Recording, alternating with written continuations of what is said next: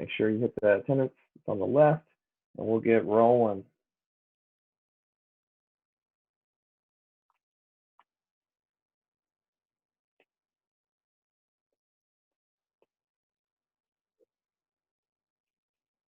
That's your attendance right there.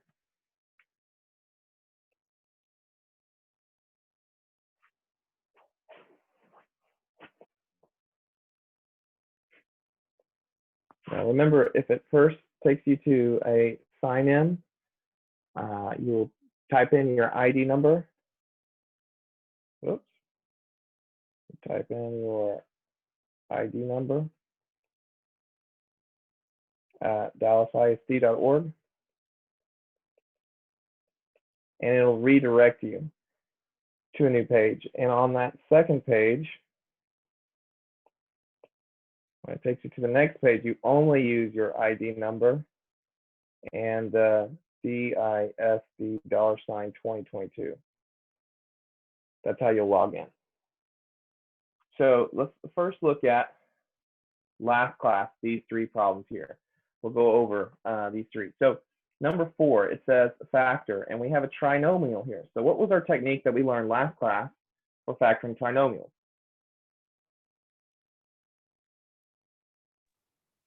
Finding the GFC. Perfect.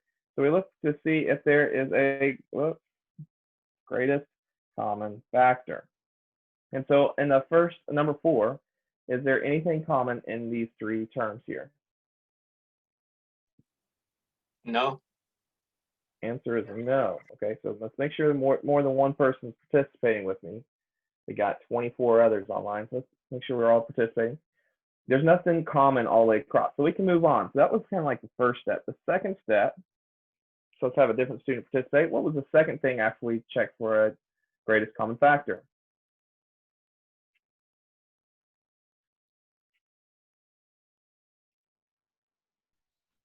So thank you. We're going to go with, so I've heard X method, and I've heard A times C. And so either way, I'll just label it. We're going to do X method. And part of that is labeling our A, B, and C. So here's my A, here's my B, here's my C. So for our X method, we will multiply on the top part of the X, A times C.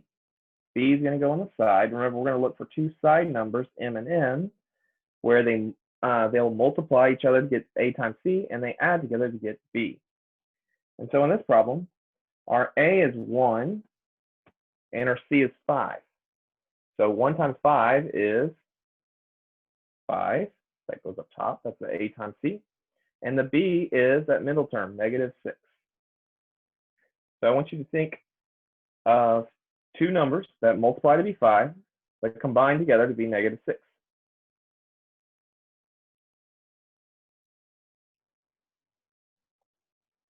So is it 1 and 5, or actually that's it. That's the only factors of 5, 1 and 5. So how do I get a -6 out of 1 and 5?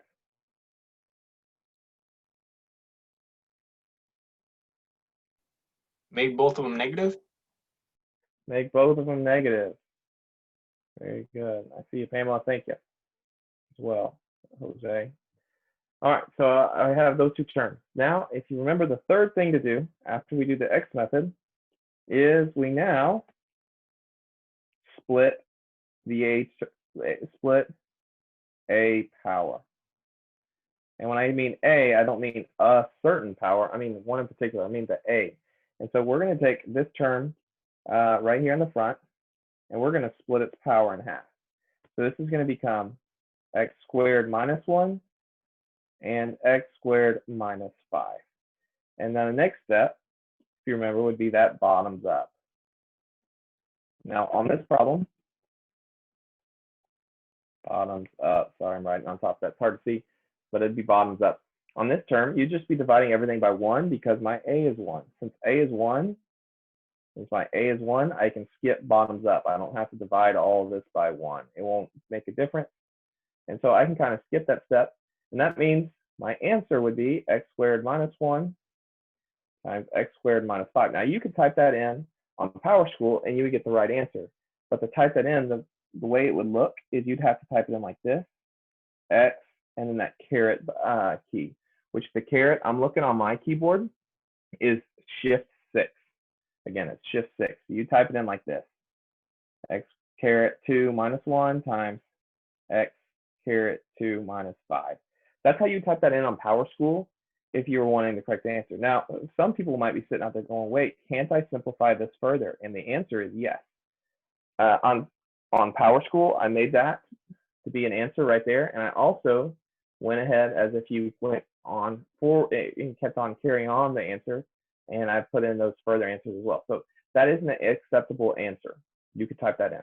Let's say you continue on, you realize, wait a minute, that's an x squared. I can break apart, I can factor that x squared minus 1, and I can also factor x squared minus 5. So let's try that again. I'm going to do another x method here.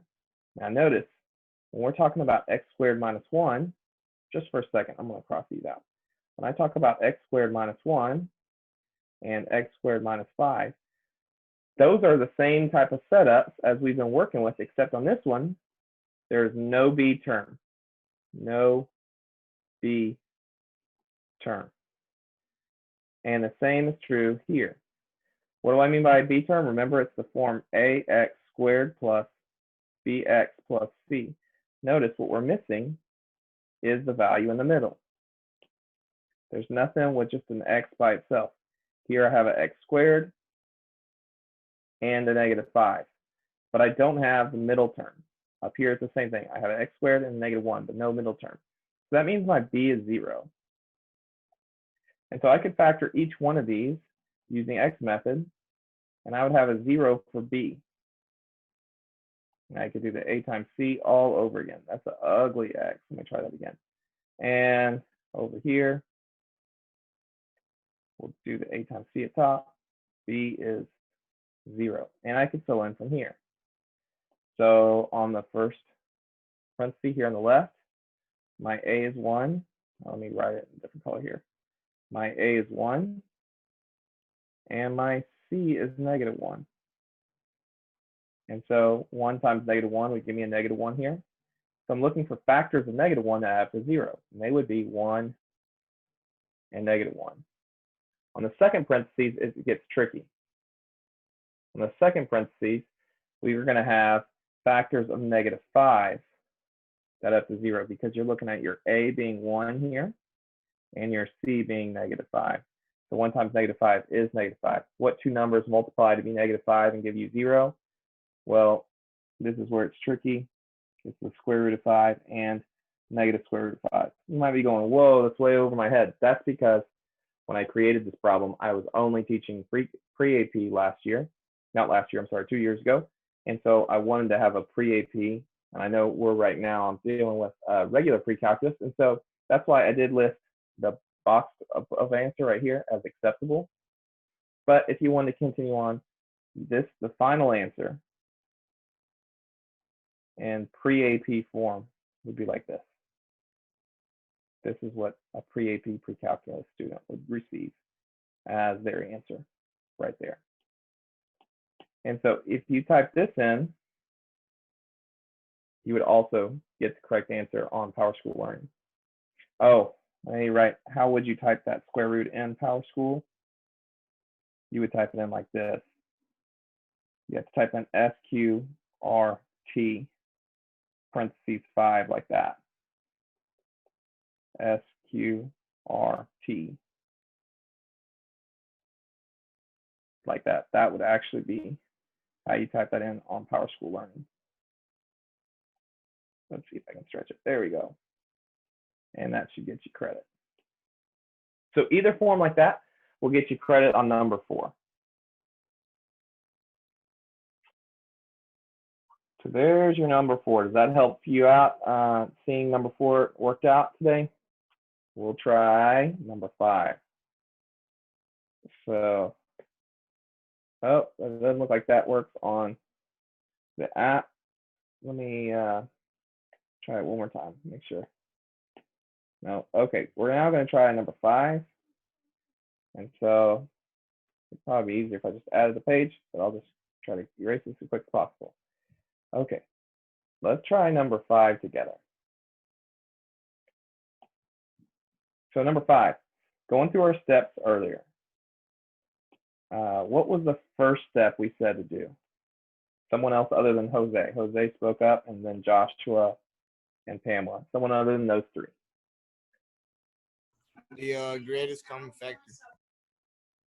All right, great. So we're going to do GCF. And so on number 5, do we have a GCF? I don't think we don't. I think we don't. No. Okay, I'm hearing no's. I'm going to tell you to look a little bit harder. There is something that's common.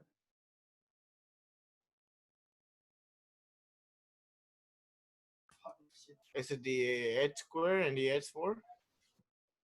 Okay, I hear the x squared. It's not, it is a variable x, but it's not an x squared. How many powers of x do they all have at minimum? Is it 1? 1. So the GCF on this problem is just simply 1x. So I'm going to take this up here, and we're going to write this out as x times 3x squared plus 11x minus 20. So that's step 1, GCF. All right, now 2. What was our second step? The S method. There we go. X method. And so for X method, I'm going to switch colors here to make it,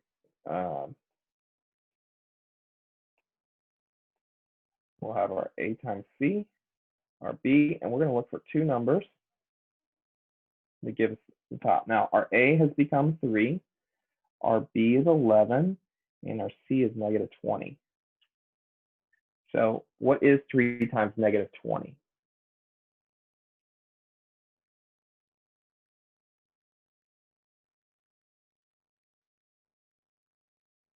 Negative, what's 3 times 2?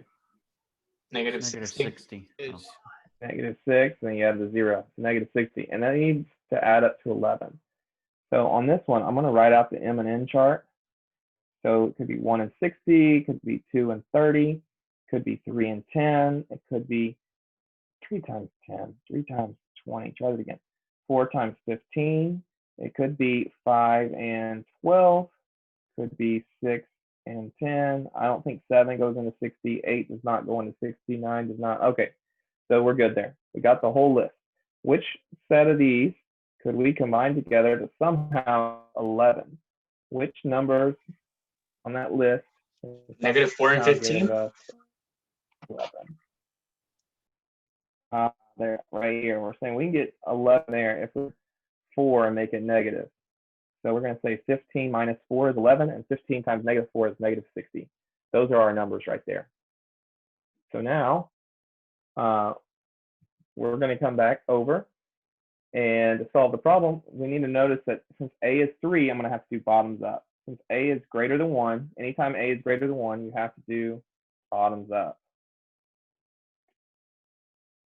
So let's see here. I think I missed writing down a step here, but this is where we are. We're going to do bottoms up. And so this happens anytime A is greater than 1. What that means is, oh, I know what I missed. I forgot to write split the A power. Let me write this in there. Split A power. Split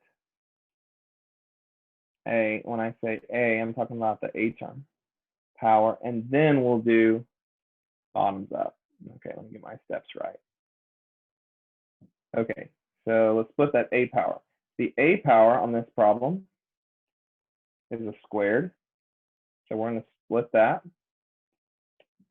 And so it becomes, we'll have that X up front still, 3X plus 15 and 3X minus 4. If you're on the other end of my screen going, where is he getting the 3X's from? What you do is you take this value right there and you split the power. So since the power is a squared, it becomes a power of 1 and 1. So there's the 2 powers. They've been split apart. And you leave the 3 in both of the parentheses. Now, there was only 1 3 to begin with. Up here, there was only 1 3. So that means one of these 3 on step 4 is going to be canceled out. And so when I work through, I'm now going to do bottoms up. You look at which parentheses can I divide out by 3. Can the 3 divide in both of these numbers or both of these numbers? Which one can be divided out? The first parenthesis or the second parenthesis? The first parenthesis. First parenthesis. So I don't do anything on the second. That one's going to remain like that, but the parenthesis gets simplified. So my final answer this time would be x times x plus 5 times 3x minus 4. If you type that in on PowerSchool Learning, that'll give you the answer to DOL number 5.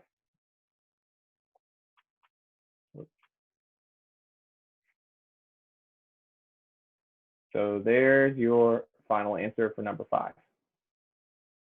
So if you're just joining late, we need to make sure you take attendance. I'm going over the 3 hard DOLs. So if you've been struggling on those on PowerSchool, I'm going to give you the answers. I've done number 4. If you missed it, just watch the video here at the end once I'm done. Okay, I'm going to do number 6. Am I good to erase now? Number 6. First step, GCF. Is there anything in common across number 6? Any common factors?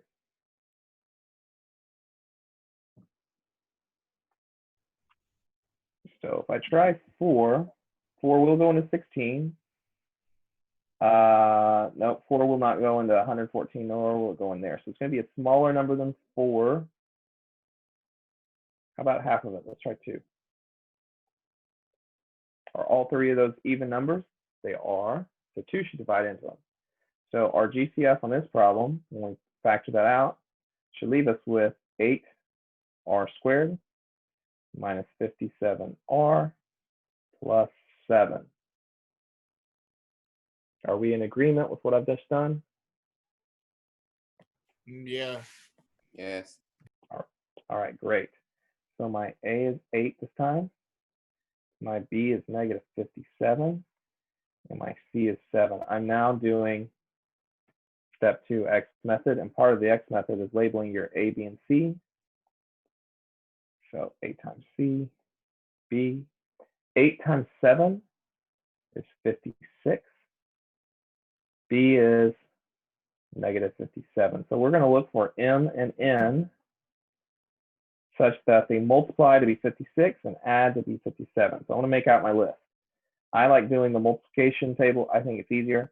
So you have 1 times 56, 2 times 28, 3 does not go into 56, 4 does, 14 times, 5 doesn't, 6 doesn't, 7 times 8 does. Okay, that's all of them. Which set there can we combine together somehow to get a 57 or negative 57?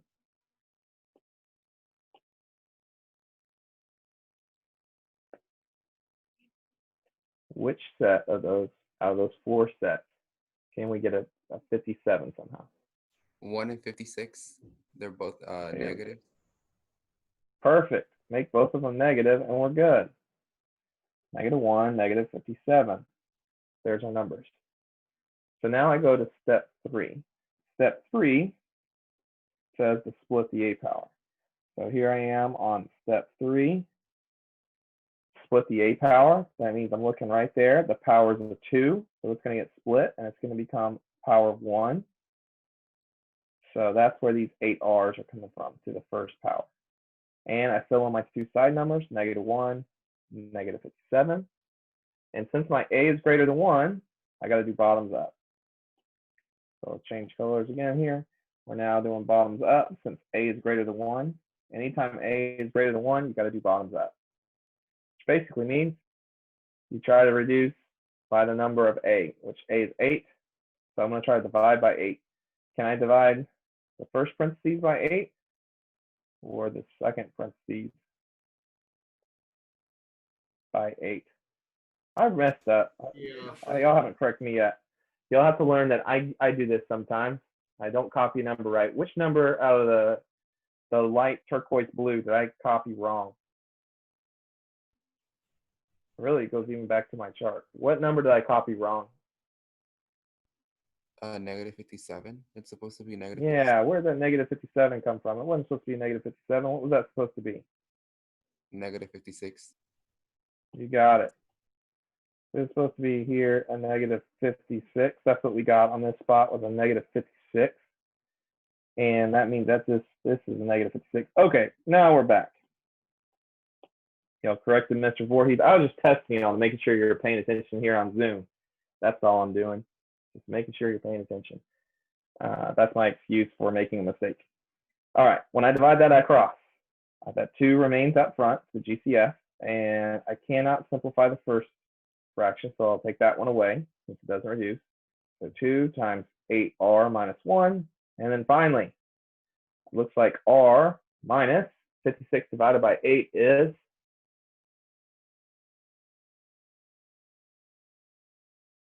I'm getting 7, which means if you type that in on Power School Learning, you will get the answer to number 6. So there they are. There's your 3 answers to those trickier DOLs. Whoa, that was weird.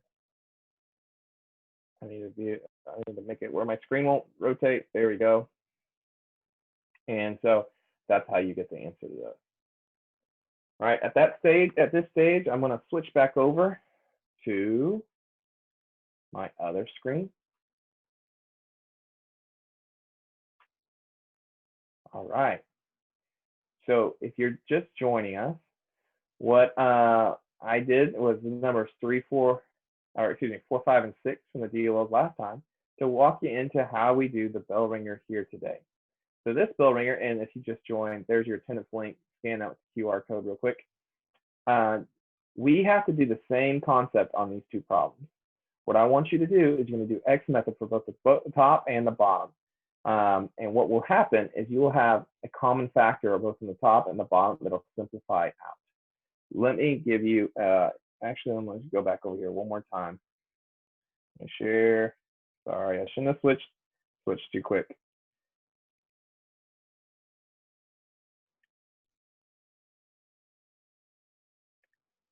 And maybe, come on. There it is. Okay, what you're going to do on the bell ringer is the same concept. You're going to factor out these problems. So you'll end up having 2 X methods per problem. So in the first one, you would factor, so like this is my A, that's my C, and my B is 1. And so you'd multiply these out. Since A is 2 here, C is negative 15, you'll have a negative 30 and a 1. You'll factor the top, and you'll do the same with the denominator. So I'll go ahead and do the numerator with you. What are factors of negative 30 that add up to 1? Does anybody know off the top of their head?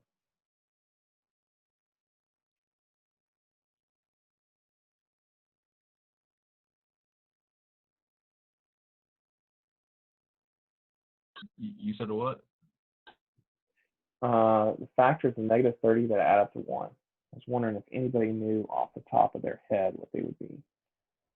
Is it 1 and 30, 2 and 15, 3 and 10, or 5 and 6? Which one can I get a 1 from? Is it 130? Negative 5 and 6. So 1 and 30 wouldn't work. 1 and 30, the only numbers I could get for 1 and 30, so I'm going to answer that question real quick, is you could have like 30 minus 1 and get 29, or you plus 1 and get 31. But I can't ever get just simply 1. 5 and 6 are the numbers. So with 5 and 6, I could say 6 minus 5 and get 1. And so those are our 2 numbers we're going to use here. I'm going to use 6 and 5. So it'll be 6 minus 5. And notice that 6 times negative 5 is negative 30. So those will be our numbers.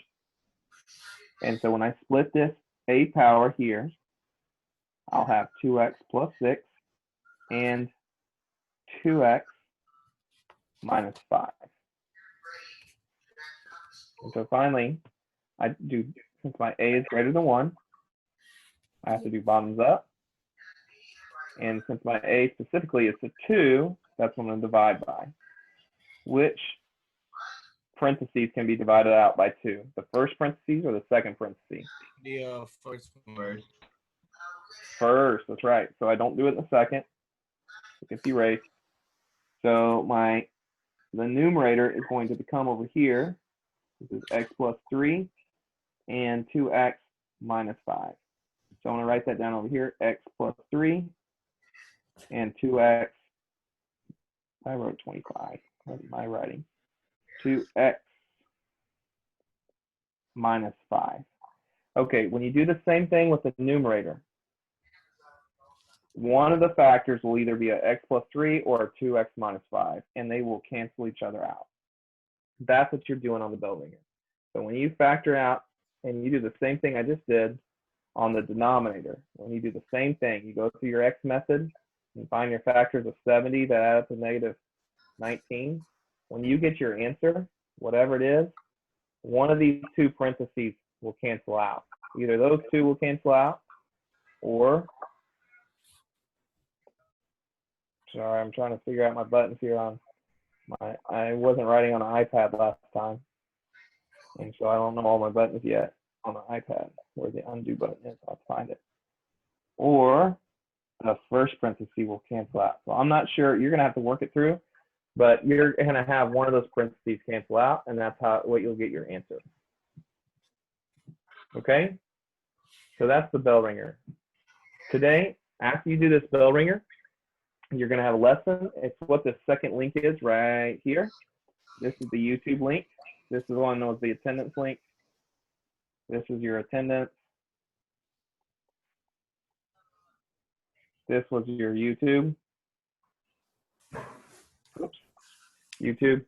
After you finish your bell ringer here, we're going to watch those notes, watch those videos, take notes, so you can work on your lessons. All right, I've had a couple questions on how to upload everything, but for me, that's what I was going to teach you today, and I'm going to be taking a roll so you can get started working.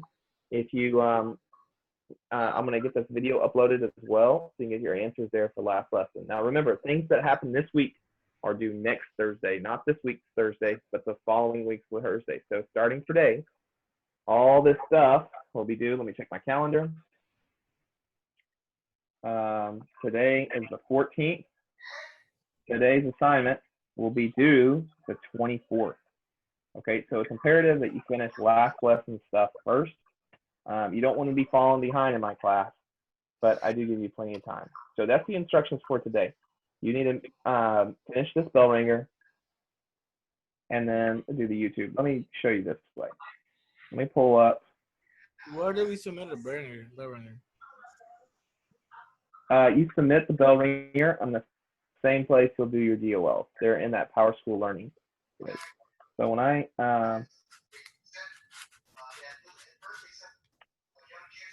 getting there.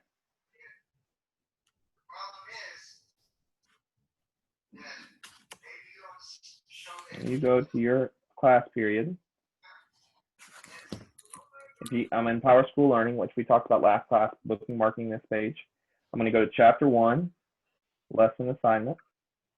What I just went over is, I'm not sure if it's going to let me write on the screen. Nope, I can't. What I just went over are 3 DOLs from that exam 03.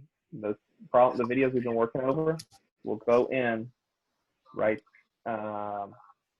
there, if you can see where my mouse is. I don't know if you can see where my mouse is or not. The exam 03, that's where those will go in. Today, everything you need to know is in 1-1. So for today, you will need to take the attendance for 1-1, and then you'll need to watch the YouTube video, and you'll have the exam for 1-1 as well as the Alex 1-1 assignment. That exam for 1-1, lesson bell ringers and DOLs, that's where your bell ringer will go. This right there. Can y'all see my mouse moving around right now? I don't see it moving. You don't see your mouse moving around? Okay, No. it's unfortunate. But that right there, that link I just clicked, that's where you'll turn in your bell ringer right there. So I'm about to click it again, where it says click the link below, the exam 1-1. When you hit that, this is where you'll type in your answer to your bell ringers is in right here to those problems. Okay? So I'm going to stop this video so I can start getting it uploaded. And I know I have a different question. I want to answer those questions.